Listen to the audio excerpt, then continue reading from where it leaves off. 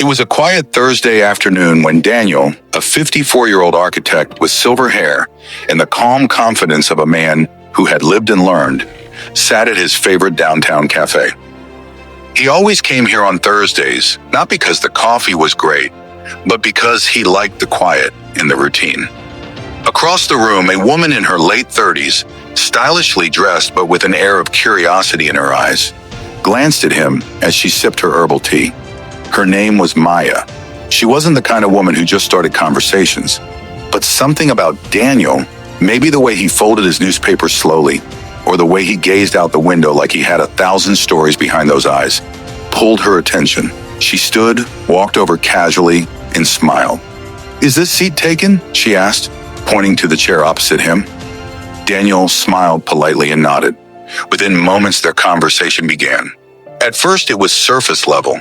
Books, the weather, the city's ridiculous traffic. But then Maya tilted her head and asked softly, "Have you ever been married?" The question landed gently but clearly. It wasn't just curiosity. Daniel raised an eyebrow, then replied, "Once, a long time ago. Didn't stick." She smiled slightly, not awkwardly, but knowingly. "I figured someone like you wouldn't be easy to forget." Daniel chuckled. "And what made you think that?" She didn't answer. She just looked at him like she was reading between the lines of everything he wasn't saying. A few minutes later, she leaned in and asked, "Where do you usually spend your evenings?" The second question. It was casual, but to Daniel's trained ears, it had intent. He'd worked with people for decades, designed homes that reflected hidden desires. He could read subtext like blueprints. "Depends," he replied. "Sometimes with friends, sometimes walking, sometimes just thinking." Maya nodded, and for a moment, there was a pause. Then she laughed and said, "I bet you've got 1,000 stories in that head. You seem like the quiet kind who watches more than he talks." Daniel smiled. "I suppose that's fair." But inside he was intrigued. He had noticed her glances earlier, the way she touched her hair when she laughed, or how she mirrored his posture ever so slightly. None of it was accidental. "What kind of music do you listen to?" she asked. Third question. This one felt warmer, more personal. Not just about music, but about connection. Jazz, mostly old stuff. Miles Davis, Coltrane, music that lets the silence breathe. Maya smiled again. "I knew it. You don't strike me as a pop guy." The way she said it, teasing, light, but laced with interest, made Daniel lean back and study her for a second. He wasn't used to this, not anymore. Women didn't just flirt with him, or so he thought. "What made you come talk to me?" he asked finally. Maya shrugged, then tilted her head. "You look like the kind of man who wouldn't waste time pretending." He didn't respond immediately, and so she continued. "And I like that. It's rare." Then she dropped the fourth question. "If you could go back and change anything in your life, what would it be?" Daniel froze for a second. That was not a small talk question. That was a door being cracked open, a deep, reflective one. He answered slowly, deliberately.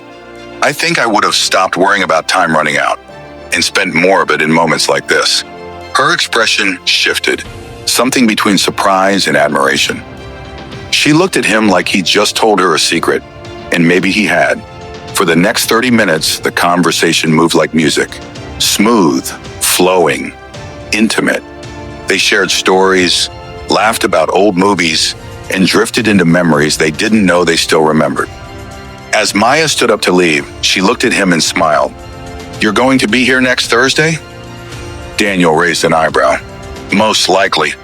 "Then maybe I'll let you tell me one of those 1,000 stories." He smiled. "Only if you promise to tell me one of yours."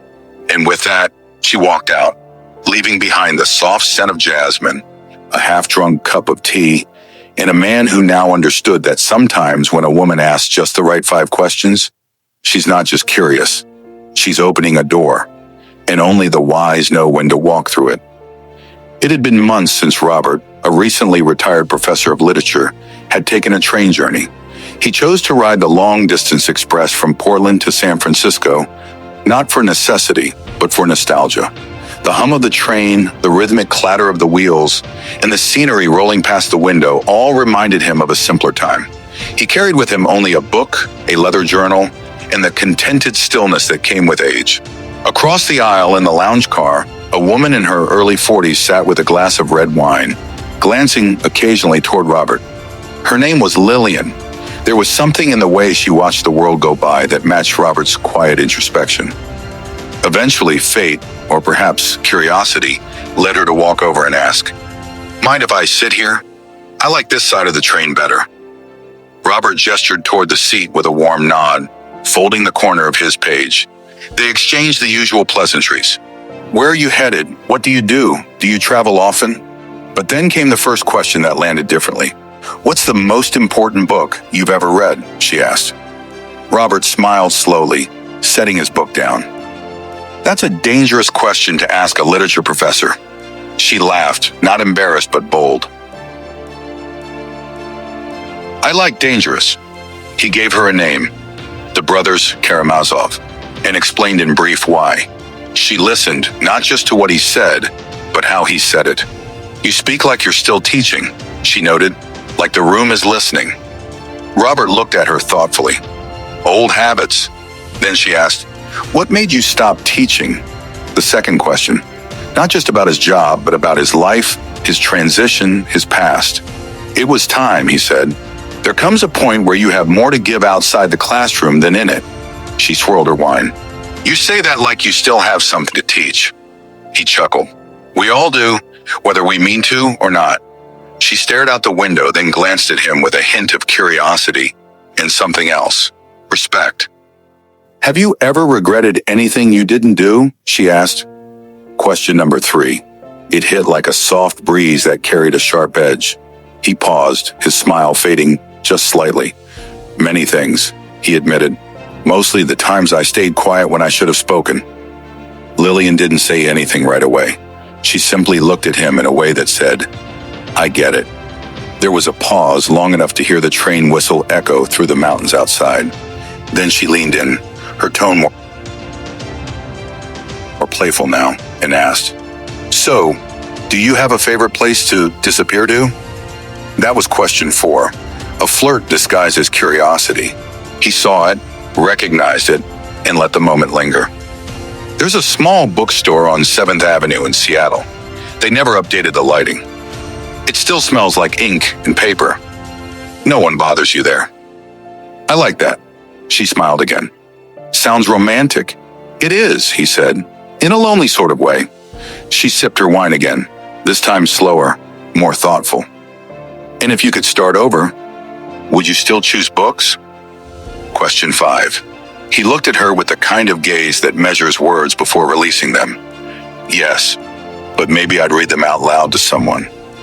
That made her eyes soften. She looked at him not like a stranger anymore, but like someone uncovering a forgotten poem. "You're different from most men I've met," she said, almost as if speaking to herself. "You answer like you're not afraid of silence." "That's because I'm not," he replied. "Most people fill silence because they're scared of what they'll hear in it." The train turned a curve and the light shifted in the car, casting warm golden streaks across her face. She stood slowly, looking toward her seat. "I should probably go back before my wine gets lonely." Robert smiled. "Wine doesn't mind waiting." She paused, then looked at him directly. "I'm in car 3, in case you feel like reading something out loud." Then she walked away.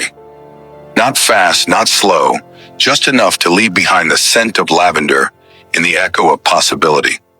Robert looked out the window, his reflection caught against the moving trees. He smiled, not to himself, but to something new.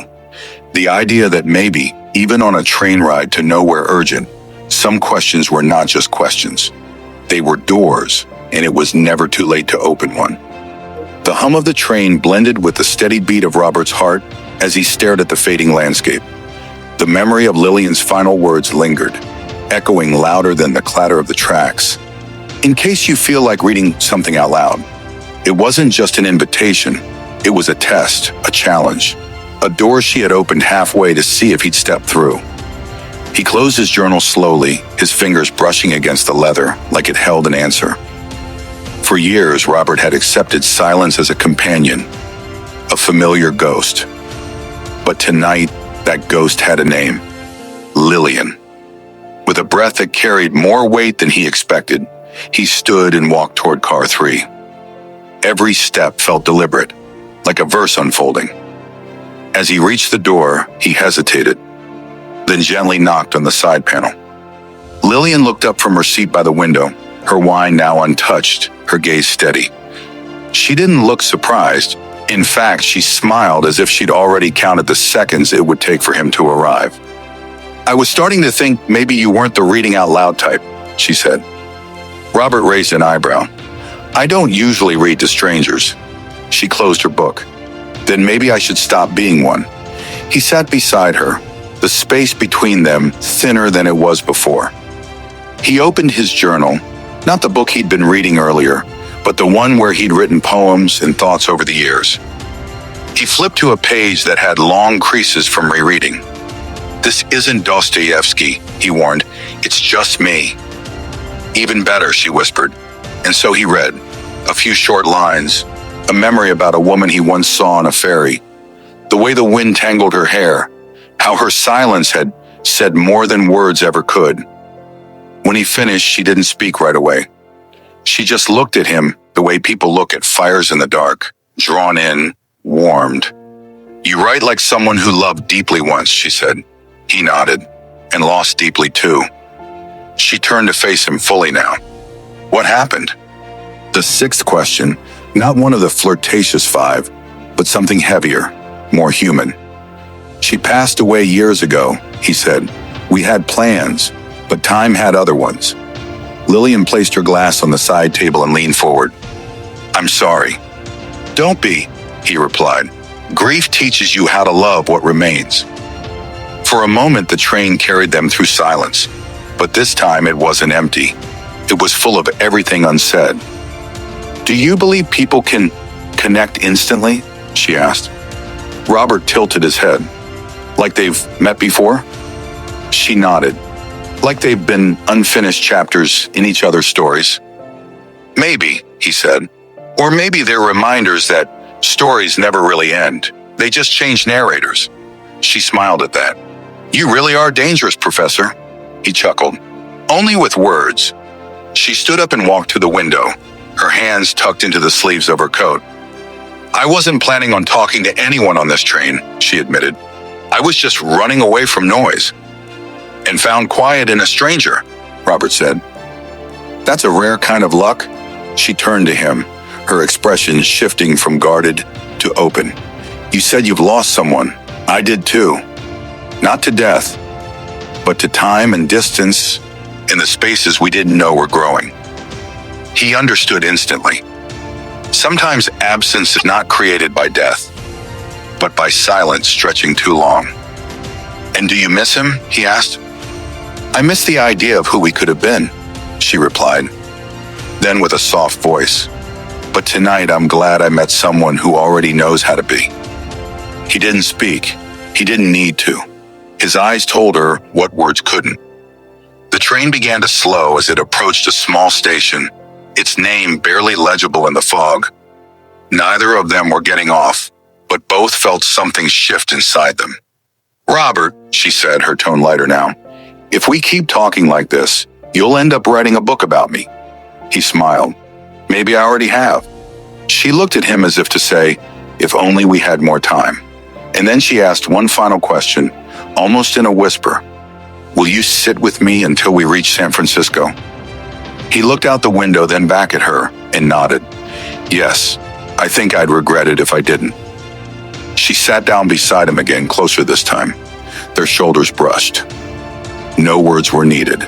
Outside, the fog thickened. Inside, something quietly began. The night deepened as the train curved along the coastal tracks, its gentle sway matching the slow rhythm of their breath. Lillian sat close now, her head lightly resting against Robert's shoulder, and he didn't move. He didn't need to. In the silence, there was no awkwardness, only a quiet acceptance, like two souls recognizing that whatever this was, it was real in its own right, no matter how brief. The fog outside had swallowed the world, turning the windows into mirrors. Their reflections shimmered together, not as strangers anymore, but as something softer. Unfinished perhaps, but not uncertain. Robert cleared his throat gently.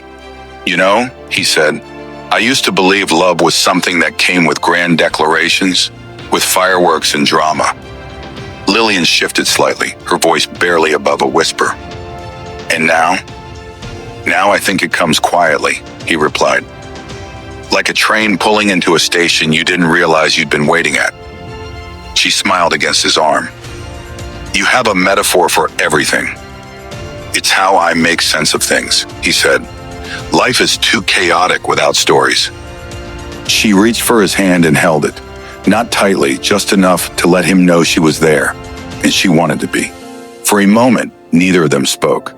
Outside, the waves crashed faintly in the distance, and the fog curled around the train, like time itself trying to hold on to the moment. "When we reach San Francisco," she said, "I have to meet someone. Just dinner. A thing I promised weeks ago." "A date?" Robert asked softly, no jealousy in his voice. "Just curiosity." "Sort of," she said. "More like a memory I haven't let go of yet." He nodded. "We all have those." She looked at him seriously now. "But I don't want tonight to disappear when the train stops." He turned to her, his expression gentle but resolute. "Then don't let it. Moments like this don't have to end just because the tracks do." She blinked slowly, holding back an emotion she couldn't quite name. "Would you meet me again?" "Yes," he said without hesitation, "but only if you want to be seen, not just looked at." She laughed softly. "You make it hard to stay guarded, you know." "Maybe it's time to stop guarding what wants to be found," he replied. Their hands remained intertwined as the train approached the outer lights of the city. The first hints of dawn painted the horizon with soft grays and pinks, washing the fog with light. The silence between them now felt different, full, settled. Not like the silence of strangers, but the silence of understanding. When the conductor announced the arrival, Robert and Lillian didn't rush. They stood slowly, gathered their things, and walked together down the aisle. As they reached the platform, she turned to face him fully. "I'll text you," she said. "I don't know when or what I'll say, but I'll text you." He smiled, the kind of smile that says I understand without needing an explanation. "I'll be waiting, quietly, like always." She kissed him then. Not dramatic, not desperate, just a soft press of lips, gentle and true, a punctuation mark on something they'd written together in only a few hours. Then she turned and walked away, her figure dissolving into the early morning crowd. Robert stood still for a moment, then stepped off the train, the air cool against his face. He didn't feel empty. He didn't feel sad. He felt real, as if something within him had shifted, like the pages of his life had finally turned toward a chapter he didn't know he still had in him. Later that day, back in his small apartment lined with books and silence, he opened his journal. He didn't write a poem. He just wrote her name, and beneath it, 5 questions. He realized now they weren't just signs of flirting. They were tests of presence, of depth, of whether a man could be more than his past. And for the first time in years, Robert didn't feel like a memory. He felt like a beginning.